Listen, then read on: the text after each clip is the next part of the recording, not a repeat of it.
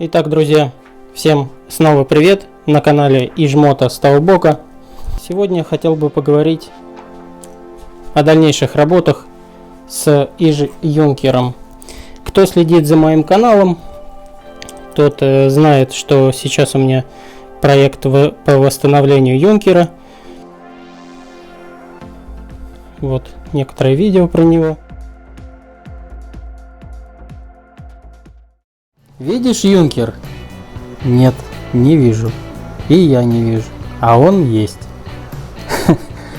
Он есть, но где-то здесь, по гаражу, раскиданный по запчастям, недоделанный, что-то начато, что-то ожидает сборки. Но сейчас он вот в таком вот виде. Красота. Он у нас находится в разобранном состоянии, от него только рама. То есть разобрал я его полностью до винтов. И есть одна проблема. Центральная подножка. Втулки, которые удерживают эту подножку, они испортились. Вот в этом видео снял центральную подножку, сделал такую небольшую дефектовку. В общем, смотрите. Вот болты. Видно, да, какой зазор огромный. Смотрите. Здесь то же самое. И когда подножку выворачиваешь, соответственно, там все это как карандаш в 3-литровой банке. Сварочного аппарата у меня нет, поэтому восстанавливаю мотоцикл в гаражных условиях как придется. Нашел вот такие вот втулочки у себя.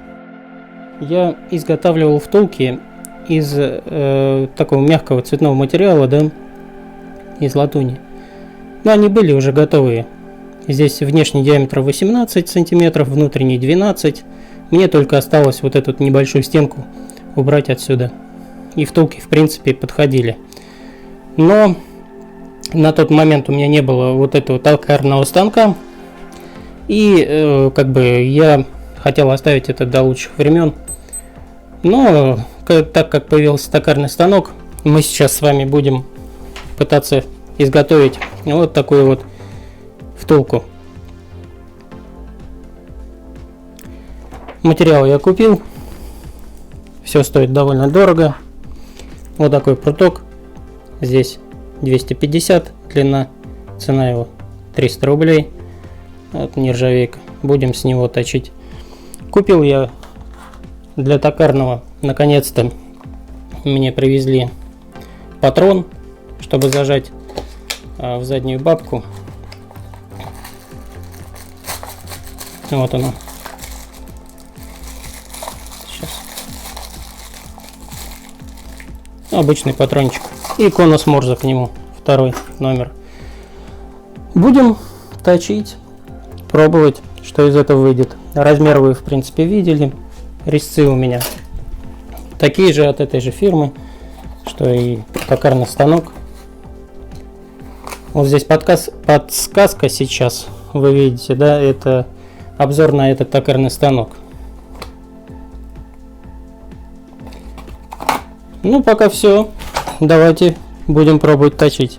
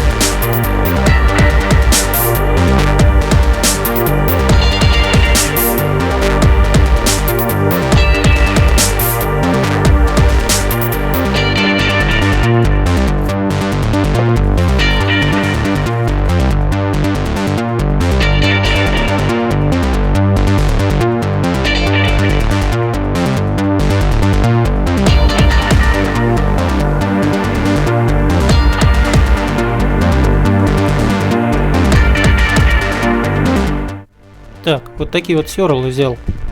Типа с кобальтом. Не знаю. Сейчас попробуем. Одно сверло порядка 600 рублей обошлось. Сейчас увидим, как будет нержавейку брать.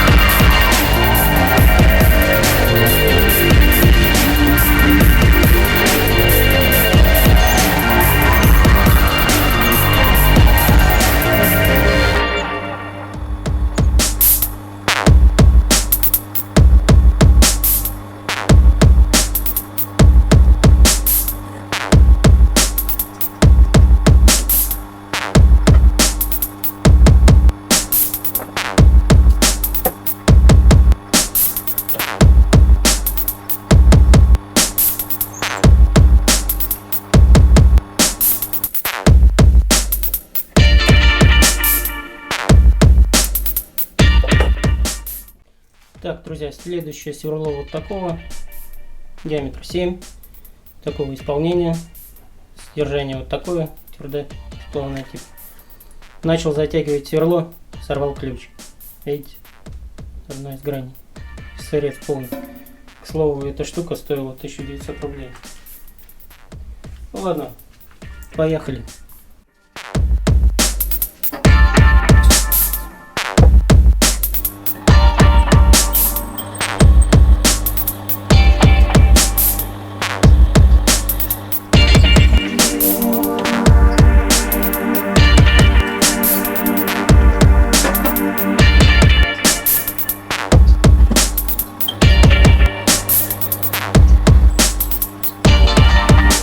Попробовал сейчас более крупным сверлом, то есть там было на 5 просверлено, это на 7. Вот на 5 закончилась глубина сверления и попробовал на 7. На 7 гораздо труднее идет.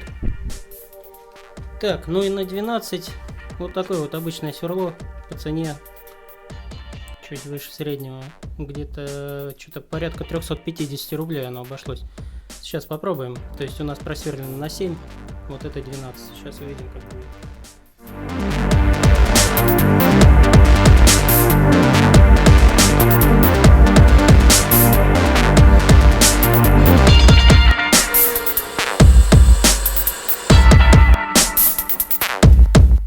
Идет дробление, вибрация, так как понимаю, вот это очень длинное сверло, но и станок у меня стоит на деревяшке,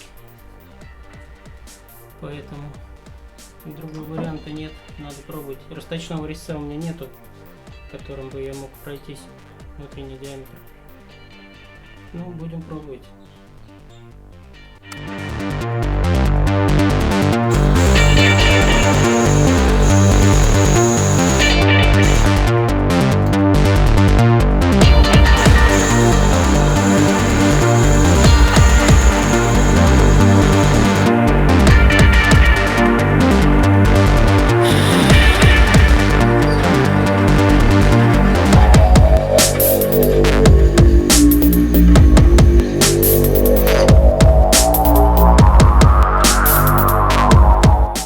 друзья, давайте я вам покажу, с какой частотой это получается.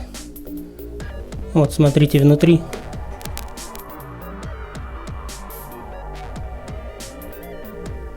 Очень неплохо, в принципе. Ну, посмотрим. Сейчас доделаем.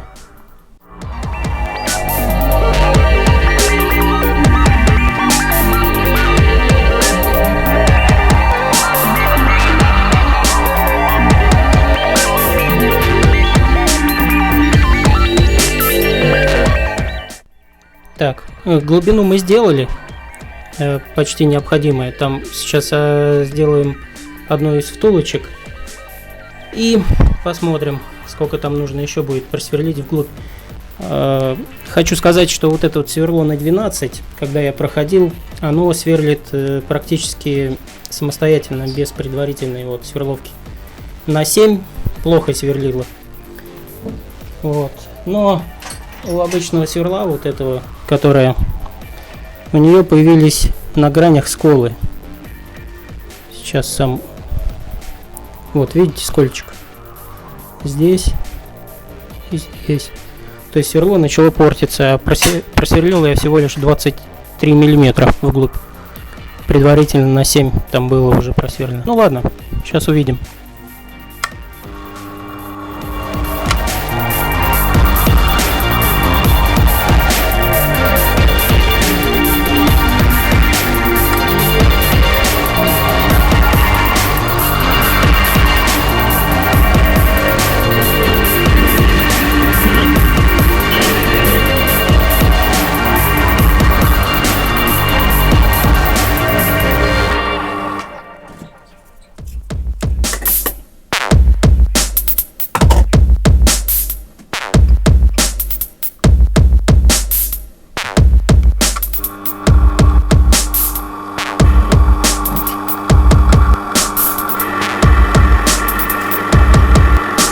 Так, я вот сейчас снимаю по лимбу на 25 десяток, 2,5 десятки.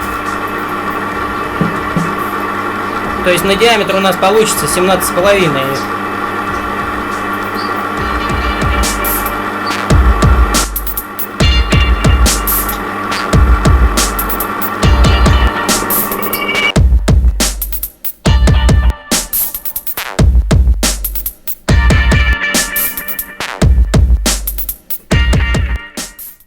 Так, а в реальности 17,8. 17,8 получилось. Даже 17,9. Так. Сейчас длину померяем.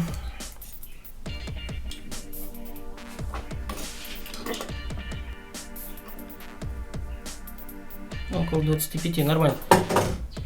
Так, еще давайте снимем.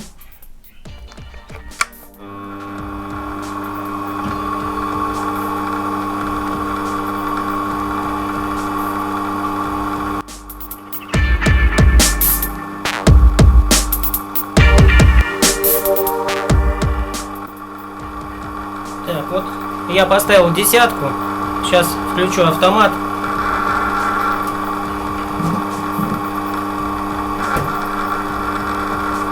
Есть подача, автомат, поехали.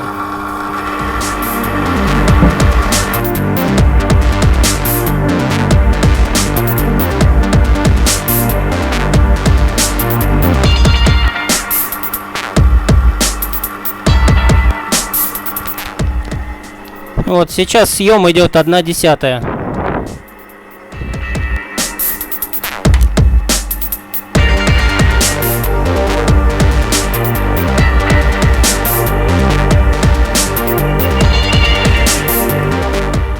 Так, ну нормально. Потом по месту, если что, диаметр я подгоню самого отверстия уже в подножке. Сейчас все в порядке. Частота очень даже неплохая. Сейчас я вам покажу.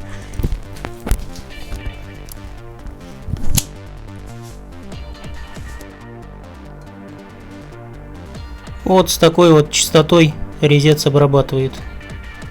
Очень, в принципе, неплохо.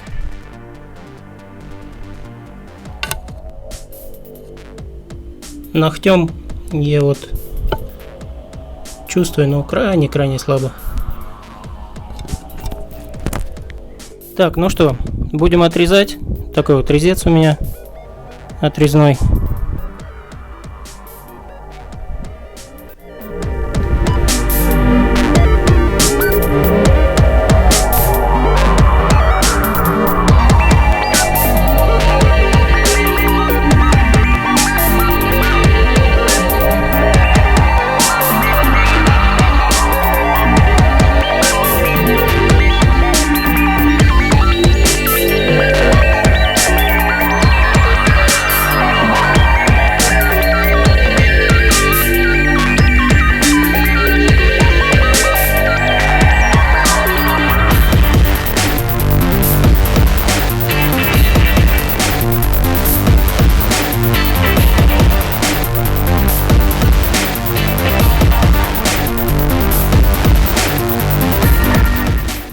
Впервые точу на этом станке. Последний раз работал на токарке со школьных времен, друзья, и по лимбам, по этим, не знаю, как они. Точнее, знаю, но вы же понимаете, здесь есть везде свои погрешности, да? Так, ну вот, десятка получилась. Вот теперь я знаю, что лимб, как тут устроен лимб будет работать. Так, ну что, в принципе, можно пробовать отрезать.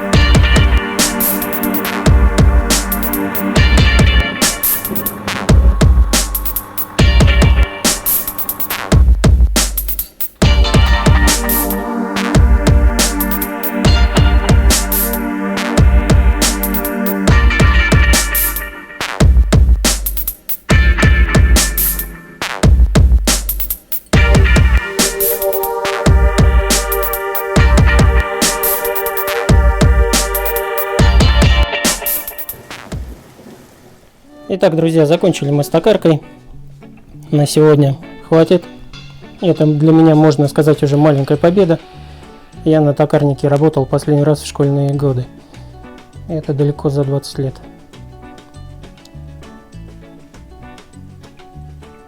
Вот такого качества. В принципе, очень неплохо. Точность. Я заодно проверил станочек, как работает. Один из комментариев был, что вот эти вот втулки, которые я до этого делал, они болтами резьбой их разобьют. И я согласен полностью, поэтому как бы... Но в чем суть-то была? На тот момент у меня были вот такие втулки, они, в принципе, они готовые. Здесь вот диаметр внутренний 12, как мне надо, 18 по наружке. Единственное, я просто проточил вот это отверстие до конца. И все, то есть это было готово. Но на тот момент у меня не было токарного станка, и я понимал, что ставить латунные втулки на подножку, где мотоцикл весит там 130 килограммов или сколько он там весит, и, естественно, их разобьет. Но приобрел токарку, да, вот мы купили с вами заготовку. Заготовка 300 рублей получилась. Здесь еще таких втулок делать и делать. Ну, пусть будет. Да, получилось дороже, чем заказать его у токаря. 1100 с учетом стоимости токарного станка. Но у меня двое парней еще растут. Я думаю, им тоже будет полезно попробовать поработать. У меня такой возможности в детстве не было. По размерам, в принципе, это не столь там какая-то ответственное место. Это не какие-то коленвалы. Но, тем не менее, я вам покажу.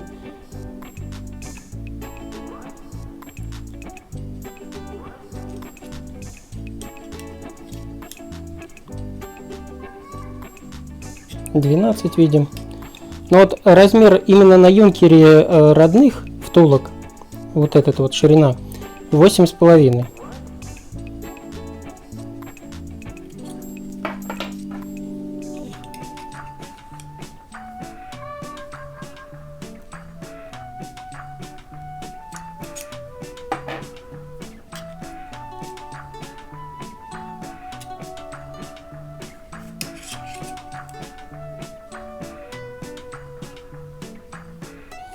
Так, как и я и хотел. Ну вот, друзья, да, хотел еще показать одно приобретение. Сегодня в работе оно не участвовало. Это вот такой вот центр вращающийся. Не знаю, я его не проверял еще микрометром, сколько у него биения там. Да и у меня таких претензионных каких-то деталей нету. Я не делаю двигатели для ракетных установок. Но раз поехал, место не очень удобное для меня в плане покупки вот этих вот деталей всех, поэтому я взял патрон конус Морзе 2 и вот вращающий центр на всякий случай, если заготовка будет довольно длинная и ее нужно чем-то центровать. Ну все, друзья, на сегодня все. Благодарю всех, что смотрите меня. Подписывайтесь на мой канал. Всем буду рад. Сеть интернет большая. Кто следит за моим проектом, благодарю всех. Юнкер постараюсь поставить на ход до начала сезона следующего. Все, следите за каналом. Всего доброго и всех благ.